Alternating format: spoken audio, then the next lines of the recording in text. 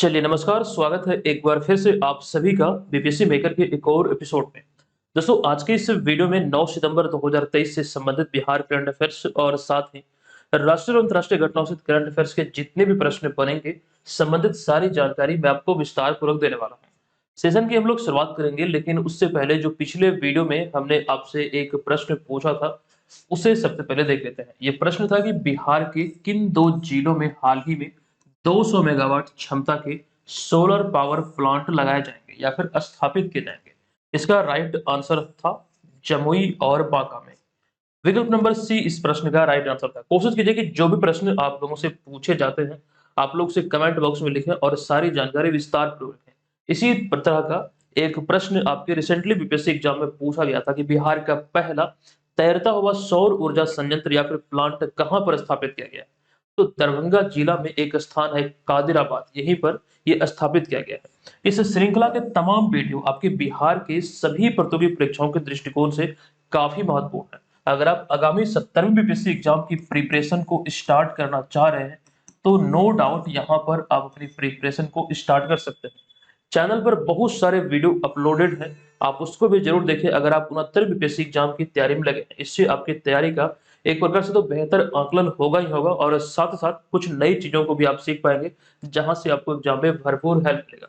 अच्छा, यहाँ पर एक जानकारी आपको ये ध्यान रखना है कि डेली जो करंट अफेयर्स का पीडीएफ आप लोगों को तो मिल ही रहा है, लेकिन इसके अतिरिक्त जो मंथली करंट अफेयर्स का नोट्स हमारा आता है, तो इसके तहत अगस्त 2023 वाला पीडीएफ बीपीएससी मेकर ऐप पर उपलब्ध कराया गया है। आप वहां से अपने कोर्स में जाकर के मंथली करंट अफेयर्स का जो सेक्शन है, आप वहां से इसका पीडीएफ फाइल को प्राप्त कर पाएंगे। 2023 में जनवरी से अगस्त तक का अपडेट कराया जा चुका है और साथ ही आपको ये भी ध्यान रखना है कि हमने वैसे छात्रों के लिए भी ये पीडीएफ उपलब्ध कराया है जो एप्लीकेशन पे मेंबरशिप लिए हुए नहीं है। तो ध्यान रखना, आपको इस पीडीएफ को इस वीडियो के डिस्क्रिप्शन में दिए गए लिंक से भी डाउनलोड कर सकते हैं। इसकी विशेषता यहाँ पर यह है कि जनवरी से अगस्त 2023 तक का प्रश्नों का तो संग्रह इसमें है ही, जिसमें बिहार, राष्ट्रीय, अंतर्राष्ट्रीय तीनों घटना है। लेकिन इसके अतिरिक्त जनवरी से अगस्त तक के बिहार स्पेशल को भी हमने अलग से वन लाइनर फॉर्मेट में शामिल किया है। तकरीबन 225 प्रश्न है इस पीडीएफ में। इस वीडियो के डिस्क्रिप्शन में लिंक है, आप वहां पर जाके इसको डाउनलोड कर सकते हैं। अच्छा, एक बड़ी अपडेट की घोषणा हमने कल किया था। बीपीएससी मेंस को लेकर करंट अफेयर्स की नई क्लासेस शुरू होने वाली है एप्लीकेशन पे। ये यूट्यूब पर नहीं आएगी, बल्कि ये एप्लीकेशन पे ही होगी और ये एडमिशन प्रक्रिया जो है इस कोर्स के लिए वो शुरू हो चुकी है। आप एप्लीकेशन पे जाके बीपीएससी मेंस का जो कोर्स अभी हाल ही में लॉन्च हुआ है, आप इसको वहां पर प्राप्त कर पाएंगे। और आपको ये ध्यान रखना कि ये बाइलिंगुअल होगा, हिंदी और अंग्रेजी दोनों माध्यम में हम चीजें आपको उपलब्ध कराने वाले हैं, जिसमें बिहार, राष्ट्रीय, अंतर्राष्ट्रीय तीनों घटनाक्रम का विस्तृत जानकारी आपको बीपीएससी मेंस को लेकर मिलेगा। चलिए अब यहाँ पर हम सेशन की शुरुआत करते हैं। पहला प्रश्न है, धूल कण के साथ हवा में तैर रहे धातुओं का पता लगाने व इसके रोकथाम के लिए बिहार में कहाँ एक प्रयोगशाला का निर्माण किया जाएगा या फिर एक प्रयोगशाला स्थापित किया जाएगा? तो इसका राइट आंसर होगा बिहार के पटना में इस तरह का एक प्रयोगशाला स्थापित किया जाएगा। अच्छा, इसकी जानकारी आपको विस्तार पूर्वक यहाँ पे दे दूं। पहला पॉइंट है कि बिहार की राजधानी पटना शहर में वायु प्रदूषण पर नियंत्रण के लिए एक प्रयोगशाला बनेगी। दरअसल इसे किस प्रकार संचालित किया जाएगा, क्या रीजन था इस तरह का प्रयोगशाला बनाने का, वो आप यहाँ पर देख सकते हैं। हालांकि प्रश्न में भी इसकी झलक आपको दिखी होगी। तो यहाँ पर ये पॉइंट है कि जहाँ वायु गुणवत्ता के साथ साथ इसमें धूल कण के साथ तैर रहे धातुओं का पता लगाया जाएगा और रोकथाम की रणनीति बनाई जाएगी। ठीक है, तो बिहार सरकार की एक पहल है और यहाँ पर आपको ये ध्यान रखना है कि वायुमंडल में जो धूल कण है, धूल कण के साथ तैर रहे धातुओं का पता लगाया जाएगा और आपको ध्यान रखना है इसकी रोकथाम की रणनीति पर भी कार्य किया जाएगा। तो इस तरह का एक प्रयोगशाला राजधानी पटना में अभी हाल ही में स्थापित किया जाएगा और इसको लेकर आपको ध्यान रखना है कि बिहार राज्य प्रदूषण नियंत्रण परिषद कार्यालय के पास ही पटना में 1065 वर्ग फीट में प्रयोगशाला के लिए 5 मंजिला भवन बनेगा। और आपको ये ध्यान रखना है कि 7 सितंबर 2023 को अभी हाल ही में बिहार के पर्यावरण, वन एवं जलवायु परिवर्तन मंत्री तेज प्रताप यादव ने इसके नए भवन का ऑनलाइन यानी कि वर्चुअली शिलान्यास भी किया है। तो ये सारी चीजें यहाँ से आप ध्यान रखिए। वर्तमान में बिहार वन एवं जलवायु परिवर्तन मंत्री है तेज प्रताप यादव, इन्हीं के द्वारा भी हाल ही में इसके भवन का शिलान्यास किया गया। तो फिलहाल यहाँ से ये सारी बातें ध्यान रखिए। अच्छा, एक प्रश्न आपसे एग्जाम में पूछे गए हैं कई बार कि हवा क्या है? अगर आपसे पूछा जाए कि हवा क्या है, तो याद रखिएगा हवा एक मिश्रण है। चलिए, अब यहाँ पर हम आगे बढ़ेंगे, चलते हैं अगले प्रश्न पे।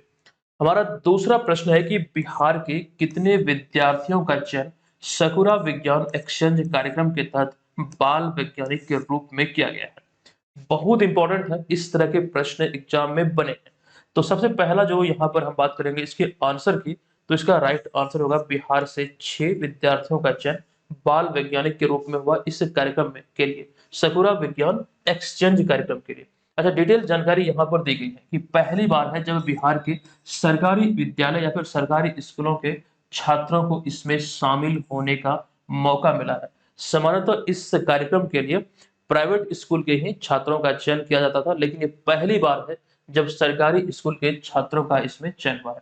अच्छा, आपको ये ध्यान रखना है कि जापान सरकार 8 देशों के बीच सकुरा साइंस एक्सचेंज कार्यक्रम संचालित करती है, और ये 8 देश कौन कौन से हैं? तो अपना भारत के अतिरिक्त Indonesia, Malaysia, Nepal, Sri Lanka, Thailand, Japan और वियतनाम इसमें शामिल है। अच्छा, इन देशों से यानी कि जो 8 देश हैं, तो इन देशों से 9वीं से 12वीं तक के बाल वैज्ञानिकों का चयन किया जाता है, और चयनित बाल वैज्ञानिक बनकर जापान की सैर करते हैं। जो भी विद्यार्थी चयनित होते हैं बाल वैज्ञानिक बनकर जापान की सैर करते हैं, और इस कार्यक्रम में जो यहाँ पर हमने कार्यक्रम का नाम लिखा है कि सकुरा विज्ञान एक्सचेंज कार्यक्रम, तो इसमें पार्टिसिपेट करते हैं। अच्छा, कुछ पॉइंट और भी है कि यहाँ पर आपको ध्यान रखना है। पूरे भारत की बात करें तो इस बार यानी कि इस वर्ष देश भर से 60 बाल वैज्ञानिकों का चयन किया गया, और बिहार के संदर्भ में देखें तो बिहार से 6 विद्यार्थी यानी कि 6 बाल वैज्ञानिकों का चयन किया गया। आप लोग यहाँ से इसे नोट कर लीजिए। अब यहाँ से एक प्रकार से प्रश्न पूछा जा सकता है, जो यहाँ पे 6 विद्यार्थियों की हमने चर्चा किया, इसके नाम से संबंधित एग्जाम में प्रश्न बन सकते हैं, क्योंकि रिसेंटली जो आपके बीपीएससी एग्जाम आयोजित हुए हैं वहां पर राष्ट्रीय बाल वैज्ञानिक पुरस्कार से संबंधित एग्जाम में प्रश्न बने हैं। तो इस वर्ष हालांकि 2023 में किसी भी को मतलब किसी भी बालक या फिर बालिका को इस सम्मान से यानी कि राष्ट्रीय बालक सम्मान से सम्मानित नहीं किया गया, लेकिन पिछले वर्ष 2022 में धीरज नारायण और पल साक्षी को सम्मानित किया गया था। यही प्रश्न आपके बीपीएससी एग्जाम में पूछा गया था, तो नाम भी काफी इंपॉर्टेंट है, तो ये भी आपको ध्यान रखना है। अच्छा, इस कार्यक्रम की बात करें जो कि जापान के द्वारा 8 देशों के साथ ही आयोजित किया जाता है, और पूरे देश से 60 बाल वैज्ञानिकों का चयन हुआ, और इसमें बिहार के 6 विद्यार्थी या फिर 6 बाल वैज्ञानिक शामिल थे। इनके नाम की बात करें, इनके स्थान या फिर जो स्कूल है इनका, उसकी हम बात करें तो डिटेल में जानकारी यहाँ पर दी गई है। जैसे कि पहला है मोहम्मद रुमान अशरफ +2 इस्लामिया हाई स्कूल शेखपुरा। दूसरा की हम बात करें तो दूसरा यहाँ पर है सुधांशु कुमार पटना कॉलेजिएट स्कूल पटना। और तीसरा है अभिषेक कुमार चौधरी, ये भी पटना कॉलेजिएट स्कूल पटना के ही छात्र हैं। Nirjala Kumari Mahadev high school Khusrupur Patna. Sania Kumari project girls inter school Rajauli Nawada. अगला छठा है मुस्कान कुमारी टीएस कॉलेज हिसवा नवादा। तो कुल मिलाकर यहाँ पर अगर हम बात करें तो इसमें कितने जिले शामिल हैं? एक तो हो गया यहाँ पर नवादा, दूसरा पटना, तीसरा शेखपुरा। तो 3 कह सकते हैं जिले के कुल मिलाकर 6 विद्यार्थियों का चयन ये बाल वैज्ञानिक के तौर पर हुआ है। तो ये सारी जानकारी यहाँ पर ध्यान रखिए, हमें लग रहा है कि यहाँ से प्रश्न एग्जाम में बन सकते हैं। अच्छा, किसी बच्चे ने मुझे ये सवाल किया कि सर आप एक प्रकार से बहुत कम ही प्रश्न करवाते हैं बिहार से संबंधित। देखिए, इसको इस प्रकार से आप समझिए। मान लीजिए अगर हम बात कर रहे हैं G20 की, या फिर G20 तो एक अलग टॉपिक हो गया, मान लीजिए हम बात कर लेते हैं दिल्ली की, ठीक है? तो दिल्ली से समझिए कितने प्रश्न बन सकते हैं, जो महत्वपूर्ण घटनाएं निकलकर सामने आएगी उसी की तो हम चर्चा करेंगे। बाकी ये ऐसा नहीं है कि हम चोरी डकैती किडनैपिंग इस तरह का प्रश्न एग्जाम में कभी नहीं पूछा जा सकता। मैंने कई सारे चैनल को देखा, कुछ लोग मुझे सजेस्ट किए थे कि सर आपकी ही तरह चैनल पर यानी यूट्यूब पर बहुत लोग काम कर रहे हैं और बिहार करंट अफेयर से डाल रहे हैं। तो हमने देखा कि आज जो वो वीडियो अपलोड कर रहे हैं वो करंट जो वीडियो में है वो तकरीबन 4 महीने 5 महीने कई वीडियो में तो 1 साल पुराने करंट अफेयर्स को आपको डेली करंट अफेयर्स में बतलाए जा रहे हैं। तो इन सारी चीजों से बचना है। हम जो यहाँ पर आपको चीजें देते हैं वो रेगुलर अपडेटेड रहता है, और ये अगर आप रेगुलर वे में फॉलो करेंगे तो निश्चित तौर पर यहाँ पर आपको सफलता मिलेगी। बस जो भी चीजें हम आपको बतलाते हैं, हमारा यही प्रयास है कि चीजें आपको रेगुलर वे में मिले और सुनियोजित तरीके से एकदम से इसी तरह से हमेशा आपको मिलते रहे। अच्छा, एक बड़ी बात यहाँ पर यह भी होती है, एक अनुभव जो होता है उसका आप लोग भरपूर लाभ उठाइए। पिछले जो 4 वर्षों से हमने आपके लिए काम किया है, जो हमारे मटेरियल से प्रश्न बने हैं, नो डाउट आपको ये भी समझना चाहिए कि किस प्रकार से यहाँ से प्रश्न बने हैं, और अगर आप यहाँ पर फॉलो करेंगे करंट की क्लास को तो निश्चित तौर पर यहाँ पर 150 में से 40 प्रश्न जो करंट अफेयर से होते हैं एग्जाम में, आप वो हल करके आएंगे एकदम से सही से। चलिए यहाँ पर हमारा अगला तीसरा प्रश्न है कि 7 सितंबर 2023 को भारत की पहली सोलर सिटी का उद्घाटन निम्नलिखित में से कहाँ किया गया है? तो इसका जो राइट आंसर है ये सांची मध्य प्रदेश में अभी हाल ही में इसका उद्घाटन किया गया है। अच्छा, एक चीज यहाँ पर ये ध्यान रखिएगा, आप लोग वीडियो को लाइक नहीं करते। मैं देखता हूँ कितना मेहनत करता हूँ आप लोगों के लिए, आप लोग देखते हैं, लेकिन आप लोग वीडियो को लाइक नहीं करते हैं। अगर पसंद आता हो चैनल को सब्सक्राइब करें, वीडियो को लाइक करें और अपने दोस्तों के साथ से जरूर शेयर करें। अच्छा, यहाँ पर हम चर्चा कर रहे थे भारत की पहली सोलर सिटी का जो उद्घाटन है ये निम्नलिखित में से कहाँ पर हुआ है? ये भारत की पहली सोलर सिटी का उद्घाटन अभी हाल ही में मध्य प्रदेश के सांची में हुआ है।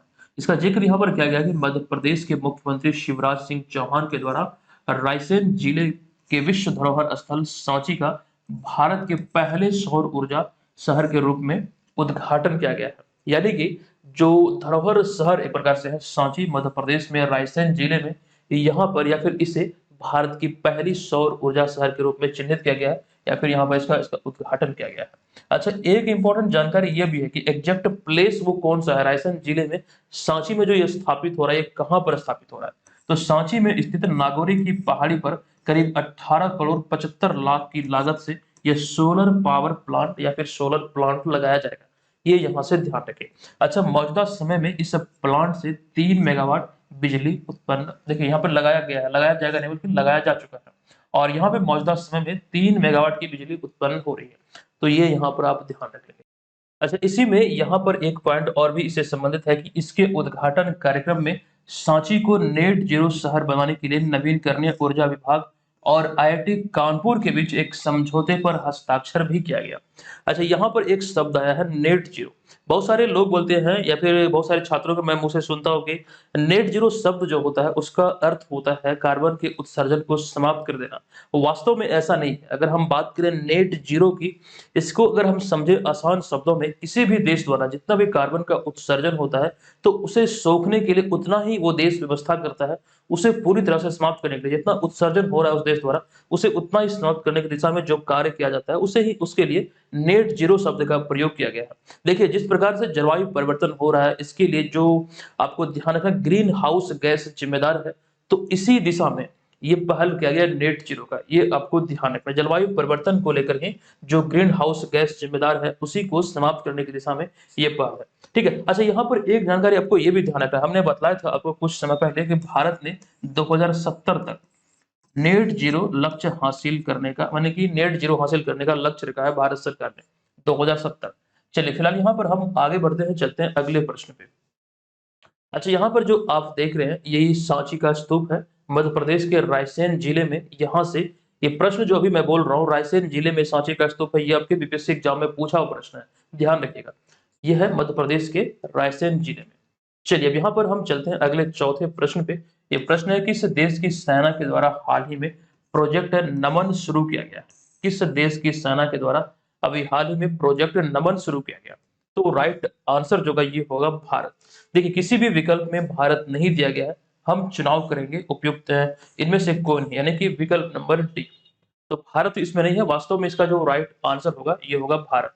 अच्छा, यहाँ पर वो सारी चीजें दर्शाई गई है कि भारतीय सेना के द्वारा 5 सितंबर 2023 को पूर्व सैनिकों और शहीदों के परिजनों के कल्याण के लिए प्रोजेक्ट नमन शुरू किया गया है। इसके तहत पूर्व सैनिकों और शहीद सैन्य कर्मियों के परिजनों के लिए सुविधा और शिकायत निवारण केंद्र स्थापित किया जाएगा। यही इसका एक मूल उद्देश्य है इस प्रोजेक्ट का। इसे नाम दिया गया प्रोजेक्ट नमन, जो कि भारतीय सेना के द्वारा अभी हाल ही में इसकी शुरुआत किया गया है। अब यहाँ पर आगे कुछ और भी पॉइंट है, एक्स्ट्रा फैक्ट हमने यहाँ पर शामिल किया है कि भारतीय सेना ने निगरानी सिस्टम को और भी हाईटेक बनाने के लिए हाल ही में प्रोजेक्ट संजय शुरू किया है। महाभारत में एक किरदार था संजय, जो कि युद्ध की जानकारी उसे घर बैठे ही मिल रही थी पल पल, जो कि युद्ध की जो जानकारी थी, युद्ध का जो हाल था वो धृतराष्ट्र को सुना रहे थे। तो यहीं से ये प्रेरणा मिली और इस सिस्टम को, जो निगरानी सिस्टम है भारतीय सेना के, इसे सुदृढ़ करने की दिशा में, इसे और भी हाईटेक बनाने की दिशा में समय के साथ से अपग्रेड किया जाता है। तो इसी के लिए प्रोजेक्ट संजय की शुरुआत किया गया। अगर एग्जाम में प्रश्न बने कि प्रोजेक्ट संजय जो हाल ही में शुरू हुआ है ये किससे संबंधित है, तो भारतीय सेना से संबंधित है। निगरानी वाले सिस्टम को इसके तहत हाईटेक बनाया जाएगा। अच्छा, एक जानकारी और भी हमने आपको दिया था कि हाल ही में भारतीय वायुसेना ने अपने बेड़े में हेरॉन मार्क 2 ड्रोन को शामिल किया है और यह ड्रोन एक ही उड़ान में सीमाओं पर चीन और पाकिस्तान की हरकत पर पैनी नजर रख सकते हैं। तो ये भी निगरानी सिस्टम की तरह ही कार्य करेगा, जो कि आपको ध्यान रखना है। इस ड्रोन का नाम है हेरॉन मार्क 2। ठीक है, तो ये सारी बातें फिलहाल यहाँ से ध्यान रखिए। क्योंकि यहाँ पर सेना की बात हुई है, तो तीनों सेना प्रमुखों की जानकारी हम यहाँ पर देख लेते हैं। तो वर्तमान में थल सेना प्रमुख है जनरल मनोज पांडे, वायु सेना प्रमुख है air marshal V R Chaudhari, नौसेना प्रमुख अर्थात एडमिरल आर हरि कुमार, और चीफ ऑफ डिफेंस स्टाफ की बात करें तो जनरल अनिल चौहान। ये भारत के द्वितीय चीफ ऑफ डिफेंस स्टाफ है।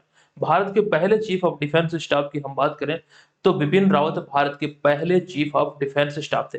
अच्छा, बिपिन रावत के बारे में एक जानकारी हमने आपको दिया था कि 2021 में, कब, तो 2021 में तमिलनाडु के कुन्नूर के पास एक विमान से वे जा रहे थे। इस विमान का नाम था MI-17V5। इस विमान की बात करें तो बिपिन रावत समेत इनमें कुल 14 लोग उनकी पत्नी समेत सवार थी, जो कि दुर्घटना स्थल पर ही सभी की मौत हो गई थी। ये यहाँ पर ध्यान रखिए। उसके बाद आपको ध्यान रखना कि जनरल अनिल चौहान भारत के द्वितीय चीफ ऑफ डिफेंस स्टाफ बने हैं। नेक्स्ट प्रश्न पे चलते हैं। पांचवा प्रश्न है कि निम्नलिखित में से कहां हाल ही में विश्व की सबसे ऊंची नटराज प्रतिमा स्थापित की गई है। हालांकि इसकी थोड़ी जानकारी हमने कल भी आपको दिया था, लेकिन पुनः यहाँ पर एक प्रश्न के रूप में हमने शामिल किया है। इसका जो राइट आंसर होगा ये होगा विकल्प नंबर बी, यानी कि भारत मंडपम। आप लोग बोलते हैं कि सर आप तो इसकी जानकारी दिए ही नहीं, तो एक प्रश्न के रूप में पुनः से हमने इसे शामिल कर दिया है। अच्छा, इसको यहाँ पर देखिए कि भारत की G20 की अध्यक्षता के तहत 18वां शिखर सम्मेलन, G20 का जो 18वां शिखर सम्मेलन है दिल्ली के प्रगति मैदान में भारत मंडपम में आयोजित किया जा रहा है। आयोजन की बात करें तो 9 से 10 सितंबर 2023। इसका विषय की बात करें तो one earth, one family, one future, अंग्रेजी में ये इसे थीम दिया गया या फिर ये विषय है। और वहीं पर संस्कृत में बात करें तो वसुदेव कुटुंबकम, ये इसका थीम है। अच्छा, इस आयोजन स्थल पर दुनिया की सबसे ऊंची नटराज की प्रतिमा स्थापित की गई है। यही यहाँ पर प्रश्न पूछा गया कि विश्व की सबसे ऊंची नटराज की प्रतिमा कहाँ पर स्थापित की गई है। तो भारत मंडपम, प्रगति मैदान, नई दिल्ली में 18वें G20 शिखर सम्मेलन के उपलक्ष्य पर। और आपको यहाँ पर ये ध्यान रखना, जो हम नटराज की प्रतिमा की बात कर रहे हैं, इसके मूर्तिकार के बारे में आपसे पूछे जा सकते हैं। तो तमिलनाडु के तंजावुर जिले के स्वामी मल्लाई में मूर्तिकार राधा कृष्णन स्थापति और उनकी टीम के द्वारा अष्ट धातु से निर्मित 20 टन वजनी 28 फुट ऊंची इस प्रतिमा को 7 महीने में तैयार किया गया है। 3-4 फैक्ट यहाँ पर है। इसकी ऊंचाई कितनी है, ये 28 फीट ऊंची है। वजन कितना है, 20 टन वजन है। और ये किससे निर्मित है, तो 8 धातु से ये निर्मित है, जिसलिए यहाँ पर ये शब्द का प्रयोग किया गया, अष्ट धातु। और इसके जो मुख्य मूर्तिकार का नाम है, यह राधा कृष्ण स्थापति, जो कि तमिलनाडु के तंजावुर के रहने वाले हैं। तो ये सारी बातें यहाँ से ध्यान रखें। अच्छा, यहाँ पर जो हम नटराज की प्रतिमा की बात कर रहे थे, वो भी हम लोग देखेंगे। भारत के पास इस वक्त वर्तमान में G20 की कमान है, जो कि भारत को जो G20 कमान मिली है वो इंडोनेशिया से मिली है। इंडोनेशिया के राष्ट्रपति जोको विडोडो ने भारत को इसकी कमान सौंपी है। अच्छा, यहाँ पर जो आप ये तस्वीर में देख रहे हैं, यही है प्रगति मैदान के पास भारत मंडपम, और यहीं पर आपको ध्यान रखना है नटराज की सबसे बड़ी प्रतिमा स्थापित की गई है। ये नोट कीजिएगा, एग्जाम में पूछे जा सकते हैं। अच्छा, भारत की G20 के अंतर्गत यानी कि इसकी अध्यक्षता के तहत पटना में भी हाल ही में श्रम 20 या फिर लेबर 20 बैठक आयोजित हुआ था। कल भी हमने आपको इसकी जानकारी दिया था। फिलहाल आज यहाँ पर इसको बताना मैं जरूरी नहीं समझता, क्योंकि कल ही मैंने विस्तार पूर्वक आपको बताया है। और कुछ जानकारी और भी है, जैसे कि भारत के पास जो G20 कमान है वो दिसंबर 2022 में भारत को इंडोनेशिया से प्राप्त हुई थी, और इंडोनेशिया से भारत को मिली, और भारत से अब नवंबर 2023 के बाद वो ब्राजील को मिलेगी। भारत के पास नवंबर 2023 तक G20 की कमान है, तो उसके बाद ये कमान मिल जाएगी ब्राजील को, ये ध्यान रखिएगा। और G20 का 17वां शिखर सम्मेलन का थीम था रिकवर टुगेदर, रिकवर स्ट्रॉन्गर। अच्छा, 18वें की बात करें, अभी जो हमने जानकारी दिया 18वां शिखर सम्मेलन का थीम क्या था, ये आप यहाँ पर देखेंगे, one earth, one family, one future, और संस्कृत में वसुदेव कुटुंबकम, ये ध्यान रखिए। चलिए अब यहाँ पर हम चलते हैं अगले प्रश्न पे। ये हमारा अगला प्रश्न है कि निम्नलिखित में से किस तिथि को हाल ही में अंतर्राष्ट्रीय पुलिस सहयोग दिवस मनाया गया है। तो इसका जो राइट आंसर है ये है विकल्प नंबर बी, यानी कि 7 सितंबर 2023 को अभी हाल ही में ये पहली बार ये अंतर्राष्ट्रीय पुलिस सहयोग दिवस मनाया गया है। दरअसल संयुक्त राष्ट्र महासभा के द्वारा पिछले वर्ष दिसंबर 2022 में 77वें सत्र के दौरान 7 सितंबर को अंतर्राष्ट्रीय पुलिस सहयोग दिवस के रूप में नामित किया गया था और मनाने की घोषणा भी थी, ये भी कर सकते हैं। अभी हाल ही में 7 सितंबर 2023 को इंटरपोल की 100वीं स्थापना वर्षगांठ के साथ इसका उद्घाटन हुआ है।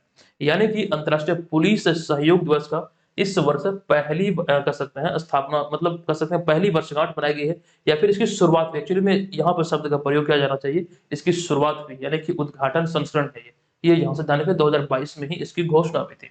अच्छा, यहाँ पर कुछ पॉइंट और भी है, जैसे कि अगर हम जो चर्चा कर रहे थे पुलिस की, तो पुलिस बल की अगर हम बात करें तो सबसे अधिक पुलिस बल वर्तमान समय में उत्तर प्रदेश में है। कहां पर है, एग्जाम में पूछे जा सकते हैं, उत्तर प्रदेश में है। एक रिपोर्ट आई थी, इस रिपोर्ट में इस बात का जिक्र किया गया कि सर्वाधिक महिला पुलिसकर्मी जो है वो बिहार में है। तकरीबन 20,000 के आसपास है महिला पुलिसकर्मी बिहार में। ये आप यहाँ पर ध्यान रखिए। 1 लाख के आसपास पूरे मतलब पुलिस बल की यहाँ पर संख्या है बिहार में। उसमें से महिलाओं की बात करें तो सर्वाधिक पूरे भारत में सबसे अधिक बिहार में है, तकरीबन 20,000 के आसपास। अच्छा, यहाँ पर इंटरपोल की चर्चा हम लोग कर रहे थे, इंटरपोल के बारे में चीजों को हम देख लेते हैं। इंटरपोल की स्थापना की बात करें तो 7 सितंबर 1923 को ऑस्ट्रिया की राजधानी वियना में इसकी स्थापना हुई थी। ऑस्ट्रिया की राजधानी है वियना और यहीं पर इसकी स्थापना हुई थी 7 सितंबर 1923 को। अच्छा, उस समय, लेकिन उस समय जब इसे इसकी स्थापना हुई थी, इसे अंतर्राष्ट्रीय आपराधिक आयोग यानी कि इंटरनेशनल क्रिमिनल पुलिस कमीशन कहा जाता था। लेकिन आपको ध्यान रखना 1956 से इसे इंटरपोल अर्थात इंटरनेशनल क्रिमिनल पुलिस ऑर्गेनाइजेशन के नाम से जाना जाता है। उसी का जिक्र यहाँ पर हमने किया है, इंटरनेशनल क्रिमिनल पुलिस ऑर्गेनाइजेशन अर्थात इंटरपोल। तो ध्यान रखें, यहाँ से आपके एग्जाम में प्रश्न बन सकते हैं। चलिए अब यहाँ पर हम चलते हैं अगले प्रश्न पे। अगला आठवां लेवल के 7वां प्रश्न है कि निम्नलिखित में से किनके द्वारा लिखित पुस्तक फायर ऑन द गैंगेज का विमोचन किया गया। इस प्रश्न का जो राइट आंसर होगा, देखिए यहाँ पर विकल्प नहीं दिया गया है, एक सेकंड में पहले ये दे दूं। ठीक है, ये जो प्रश्न है इसका जो राइट आंसर होगा ये होगा विकल्प नंबर सी, यानी कि राधिका एंगर। विकल्प नंबर सी यहाँ पर इस प्रश्न का राइट आंसर होगा। इस पुस्तक की जो लेखिका है यही यही है राधिका एंगर। आपको यहाँ पर ये ध्यान रखेंगे, fire on the Ganges life among the dead in Banaras. ये पुस्तक की बात करें, यहाँ पे देखिए पुस्तक लिखा गया, मिस टाइपिंग है, सुधार कर लीजिएगा। तो ये पुस्तक की यहाँ पर हम बात करें तो लेखिका राधिका एंगर है, जिसका हाल ही में 5 सितंबर 2023 को विमोचन किया गया है और इस पुस्तक को हार्पर कॉलिन्स द्वारा प्रकाशित किया गया है। तो फिलहाल यहाँ से ये ध्यान रखिए, हालांकि 2023 में जो प्रमुख पुस्तक लिखे गए हैं उसको लेकर चीजें हम रेगुलर आपको बतलाते रहते हैं। अच्छा, यहाँ पर हम आगे बढ़ने से पहले एक जानकारी आपको आगामी बीपीएससी एग्जाम के बारे में देना चाहेंगे। अच्छा, जो छात्र एप्लीकेशन पे टेस्ट सीरीज को ज्वाइन किए हुए हैं, वीडियो को थोड़ा सा आप स्किप कर लीजिए, ये जानकारी नए छात्रों के लिए है। तो यहाँ पर मैं ये आपको बताना चाह रहा हूँ कि बीपीएससी मेकर ऐप पर 69वें बीपीएससी एग्जाम के लिए इस वाले कोर्स में जो आप यहाँ पर देख रहे हैं, इस वाले कोर्स में टेस्ट सीरीज जो लॉन्च हुआ है, ये आपको ध्यान रखना है, इसमें 40 टेस्ट है, हालांकि कुछ टेस्ट हो भी चुके हैं, अब ये कंटिन्यू आपको मिल रहा है। तो आप लोग इसे ज्वाइन कीजिए, ठीक है। इसके माध्यम से आपकी तैयारी का घर बैठे बेहतरीन तरीके से आकलन होगा। जब भी आप ज्वाइन करेंगे ये सारा टेस्ट आपको मिल जाएगा, ऑनलाइन मोड में है, ये हिंदी भाषा में आपके लिए उपलब्ध है और सारे प्रश्नों का यहाँ पर समग्र विश्लेषण आपको मिलेगा, जिससे घर बैठे अपनी तैयारी को आप बेहतर तरीके से, यानी कि तैयारी का बेहतर तरीके से आप आकलन कर सकते हैं। इसमें एक ऑफर है, जब आप इस कोर्स को परचेज करेंगे तो वहां पर एक प्रोमो कोड अप्लाई करेंगे आप BM100 का, जिसके बाद इस कोर्स में आपको डिस्काउंट मिल जाएगा। ठीक है, तो जो भी छात्र इच्छुक है, यहाँ पर देखिए उसी चीज का जिक्र किया गया है, ये प्रोमो कोड अप्लाई करेंगे तो यहाँ पर आपको भरपूर जो डिस्काउंट है वो मिल जाएगा। ठीक है, तो ये ध्यान रखिएगा, टेस्ट सीरीज को ज्वाइन करना किसी भी एग्जाम के दृष्टिकोण से काफी एक अहम कदम होता है, क्योंकि आपने जो मेहनत किया है आपने अपने एग्जाम के लिए, उसकी तैयारी का एक प्रकार से सही तरीके से आकलन हो पाता है। पूरे सिलेबस से संबंधित प्रश्न होते हैं टेस्ट सीरीज में, मॉक टेस्ट में, जिसके माध्यम से घर बैठे आप तैयारी कर सकते हैं। तो एक नाम मात्र की फी पे आपसे प्राप्त कीजिए। अच्छा, यही कोर्स जो हमने अभी जानकारी आपको दिया 69वीं बीपीएससी के बारे में, यही कोर्स आपका अपग्रेड होकर 70वीं में भी तब्दील हो जाएगा। अगर आप अभी मेंबरशिप लेते हैं तो ये आपको 70वीं बीपीएससी एग्जाम में भी आपको हेल्प करेगा। चलिए, अब अगला प्रश्न है कि हाल ही में लॉन्च किए गए चंद्र अन्वेषण अंतरिक्ष यान मून स्नाइपर का संबंध किस देश से है। तो इस प्रश्न का जो राइट आंसर होगा ये होगा जापान, यानी कि विकल्प नंबर सी इस प्रश्न का राइट आंसर होगा। अच्छा, अब आपको यहाँ पर इसके बारे में जानकारी दे दूं कि जापान ने हाल ही में अपना चंद्र अन्वेषण अंतरिक्ष यान मून स्नाइपर अभी हाल ही में लॉन्च किया है, जिसे जापानी H-2A रॉकेट द्वारा लॉन्च किया गया। ये रॉकेट के बारे में भी एग्जाम में प्रश्न बनते हैं, किस रॉकेट के माध्यम से लॉन्च किया गया, ये ध्यान रखिए। अच्छा, एक बात यहाँ पर निकल कर ये आती है कि अगर चांद की सतह पर सफल लैंडिंग होती है, तो रूस, अमेरिका, चाइना और भारत के बाद जापान ऐसा करने वाला दुनिया का 5वां देश बन जाएगा। उसी का जिक्र यहाँ पर किया गया है। अगर चांद की सतह पर सफल लैंडिंग होती है, तो रशिया, ये सबसे पहले ये कारनामा रशिया ने किया था, तो रशिया, अमेरिका, चीन और भारत के बाद ऐसा करने वाला 5वां देश होगा। अपना देश भारत अभी हाल ही में 23 अगस्त 2023 को चंद्रमा की धरती पर सफल लैंडिंग किया था। चंद्रयान 3 की यहाँ पर हम बात कर रहे हैं। तो ऐसा करने वाला ये पूरी दुनिया का चौथा देश बना था। हालांकि दक्षिणी ध्रुव पर भारत पहुंचने वाला दुनिया का एकलौता और प्रथम देश है। चलिए, अब यहाँ पर जो जापान के बारे में बात हो रही है, जापान की जो सरकारी अंतरिक्ष एजेंसी है, जिसके द्वारा अभी हाल ही में ये मून स्नाइपर लॉन्च किया गया, तो जापान की अंतरिक्ष एजेंसी का नाम है जापान एरोस्पेस एक्सप्लोरेशन एजेंसी, जिसे कि शॉर्ट में कहा जाता है जाक्सा। जिस प्रकार से भारतीय अंतरिक्ष एजेंसी का नाम है इसरो, उसी प्रकार से जापान की अंतरिक्ष एजेंसी का नाम है जाक्सा। अगर हम बात करें रूस की अंतरिक्ष एजेंसी की, तो रूस की अंतरिक्ष एजेंसी है रोसकॉस्मोस, अंतरिक्ष एजेंसी का नाम है सुपार्को, और अमेरिका की अंतरिक्ष एजेंसी का नाम है नासा। ये बहुत इंपॉर्टेंट एग्जाम में पूछे जा सकते हैं। अच्छा, एक और है जो चाइना की हम यहाँ पे बात कर रहे थे, चाइना की अंतरिक्ष एजेंसी का नाम है CNSA, ये ध्यान रखिए। अच्छा, यहाँ पर चंद्रयान 3 की भी हमने चर्चा किया, तो चंद्रयान 3 को जो लॉन्च किया गया था, एक सेकंड यहाँ पर थोड़ी सी मिस्टेक भी है, 15 जुलाई नहीं बल्कि 14 जुलाई होगा, आप लोग सुधार कर लीजिएगा। 14 जुलाई 2023 को चंद्रयान 3 की लॉन्चिंग हुई थी, और जो लैंड किया चंद्रमा की सतह पर, ये 23 अगस्त 2023 को ही ये लैंड किया था। अच्छा, इसके बारे में विस्तृत जानकारी यहाँ पर आपके समक्ष हमने शामिल किया है। हालांकि टॉपिक स्टडी के अंतर्गत आपको ये जानकारी हमने दिया था, चैनल पर अभी भी ये वीडियो उपलब्ध है। चंद्रयान 3 के बारे में जो भी संबंधित प्रश्न एग्जाम में पूछे जा सकते हैं, इस वीडियो में हमने विस्तार पूर्वक चर्चा किया है। अच्छा, अब तक जो चंद्र मिशन है, 3 चंद्र मिशन, चंद्रयान 1, 2, 3, ये सभी के बारे में विस्तार पूर्वक जानकारी यहाँ पर आपके समक्ष है। तो सबसे पहले हम बात कर लेते हैं चंद्रयान 1 के बारे में। इसे कब लॉन्च किया गया था? तो चंद्रयान 1 को 22 अक्टूबर 2008 को लॉन्च किया गया था। इसे PSLV एक्सएल C2 के जरिए लॉन्च किया गया, और उस समय इसरो के जो अध्यक्ष थे वे थे जी माधवन नायर। चंद्रयान 2 की बात करें तो 22 जुलाई 2019 को लॉन्च किया गया GSLV M3 के जरिए, और उस समय इसरो के अध्यक्ष थे डॉक्टर के शिवन। हालांकि इस मिशन को फेल करार दिया गया था। चंद्रयान 3 की बात करें तो 14 जुलाई 2023 को लॉन्च किया गया है, और इस रॉकेट का नाम है LV-M3-M4, इसी रॉकेट के जरिए। और इस समय इसरो के जो अध्यक्ष हैं ये हैं एस सोमनाथ। हालांकि चंद्रयान 3 के प्रोजेक्ट डायरेक्टर की बात करें तो ये थे पी वीरा मुथुगेल। नेक्स्ट नवा प्रश्न है कि किस देश के साथ भारतीय वायुसेना ने वार्षिक मेगा प्रशिक्षण अभ्यास त्रिशूल आयोजित किया है? तो राइट जो आंसर होगा, ये 2 देशों के साथ, चीन और पाकिस्तान। अर्थात यहाँ पर विकल्प नंबर डी इस प्रश्न का राइट आंसर होगा, चाइना और पाकिस्तान इसका राइट आंसर है। भारतीय वायुसेना हाल ही में चीन और पाकिस्तान के साथ सीमाओं पर 11 दिवसीय वार्षिक मेगा प्रशिक्षण अभ्यास त्रिशूल आयोजित किया है, और आयोजन तिथि की बात करें, ये अभी आयोजित हो रही है। 4 सितंबर को इसकी शुरुआत हुई है, और 14 सितंबर को ये समाप्त हो जाएगा।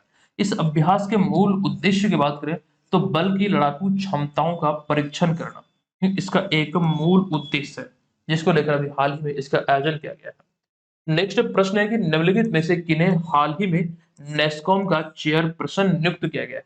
देखिए, इसका जो राइट आंसर होगा ये होगा राजेश नाम्बियार, यानी कि विकल्प नंबर डी इस प्रश्न का राइट आंसर होगा। अब यहाँ पर उसके सारी चीजों का जिक्र किया गया कि भारतीय IT और तकनीकी व्यापार निकाय नेस्कॉम ने हाल ही में राजेश नाम्बियार को अपना चेयरपर्सन नियुक्त किया है। अब यहाँ पर एक प्रकार से ये भी प्रश्न पूछे जाते हैं कि उन्होंने किनका स्थान लिया है? तो पूर्व अध्यक्ष अनंत महेश्वरी का उन्होंने स्थान लिया है, ये ध्यान रखिए। नेस्कॉम की चर्चा हुई तो नेस्कॉम का जो पूरा नाम होता है national association of software and services company, ये इसका पूरा नाम होता है। इसकी स्थापना कब हुई थी, ये एग्जाम में पूछे जा सकते हैं। 1988 में, 1 मार्च 1988 को इसकी स्थापना हुई।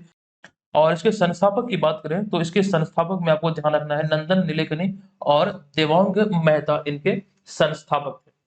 चलिए, अब यहाँ पर हम चलते हैं अगले प्रश्न पे। 11वां प्रश्न है कि हाल ही में खबरों में रहा इंद्रजाल क्या है? ये बहुत ज्यादा अभी चर्चे में है, तो आपको ध्यान रखना है काउंटर ड्रोन सिस्टम है। तो विकल्प नंबर ए यहाँ पर इस प्रश्न का राइट आंसर होगा।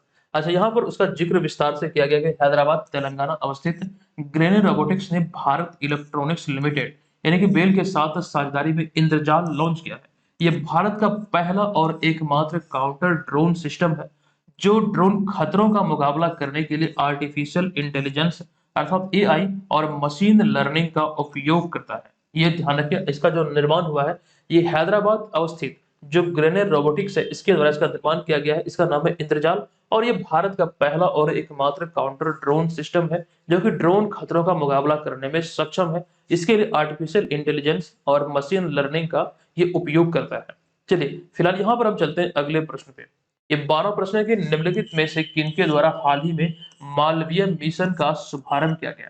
तो राइट आंसर होगा केंद्रीय शिक्षा मंत्री धर्मेंद्र प्रधान। तो विकल्प नंबर सी यहाँ पर इस प्रश्न का राइट आंसर होगा। केंद्रीय शिक्षा और कौशल विकास एवं उद्यमिता मंत्री धर्मेंद्र प्रधान ने यूजीसी द्वारा मालवीय मिशन का शुभारंभ किया है। अब ये मालवीय मिशन क्या है ये जानकारी हम किसी और वीडियो में आपको देंगे। फिलहाल आज की इस वीडियो को हम यहाँ पर समाप्त करते हैं। अच्छा, जो जानकारी हमने आपको इस कोर्स के बारे में दिया था, आप लोग चाहें तो इस प्रोमो कोड को अप्लाई करके इस कोर्स को ज्वाइन कर सकते हैं। और यहाँ पर अब चलते हैं आज की इस वीडियो के प्रश्न पे। यह प्रश्न है कि किस शहर में हाल ही में 43वां आसियान शिखर सम्मेलन आयोजित किया गया। बताइए इसका राइट आंसर क्या होगा। कोशिश कीजिए कि जो भी प्रश्न आप लोगों से पूछे जाते हैं आप लोग से कमेंट बॉक्स में लिखें और सारी जानकारी वहां पर विस्तार पूर्वक लिखें। टेस्ट सीरीज के बारे में जो बातें हमने आपको बताया है आप लोग चाहें तो इसे जरूर ज्वाइन कीजिएगा। नो डाउट यहाँ से आपको हेल्प मिलने वाली है। अच्छा, एक बात और, जो अभी हमने आपको बीपीएससी मेंस के कोर्स के बारे में जानकारी दिया था तो आप लोग चाहे तो उसे भी ज्वाइन कर सकते हैं। तो दोस्तों आज के इस सेशन को हम यहाँ पर समाप्त करते हैं। ये वीडियो आपको कैसा लगा कृपया आप लोग कमेंट करके जरूर बताइएगा। चलिए मिलते हैं नेक्स्ट वीडियो में, तब तक के लिए धन्यवाद। जय हिंद।